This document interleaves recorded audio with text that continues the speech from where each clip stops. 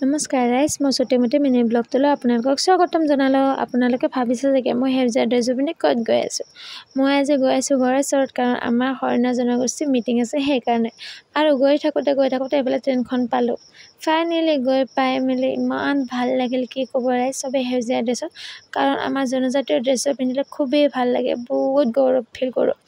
আৰু এইফালে গৈ পাই মিটিং আৰম্ভ হ'ল। এইফালে মিটিঙৰ মাজতে আমাক দিলে চাহ খাবলৈ। আমি চাহ তাহ খাই মেলি আকৌ ভাতৰ খোলাত আহিবই হ'ল। এইফালে ভাতৰ খোলাত আহি লাইন পাতিব লগা হ'ল, কাৰণ বহুত মানুহ সেইকাৰণে। এইফালে আমাক এৰি জেঠীমা আৰু খুৰীমাই পূৰা ভৰাই আছে ৰাইজ। ফাইনেলি আমি ঘৰমুৱা হ'লোঁ।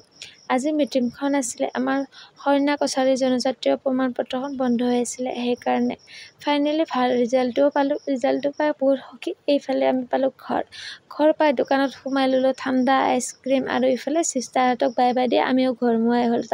ইফালে চিষ্টাৰহঁতক বিদায় দি আমিও ঘৰলৈ আহিলোঁ। ভিডিঅ'টো ভাল লাগিলে like, comment, share and subscribe কৰি দিব। আজিলৈ আহিলোঁ, বাই।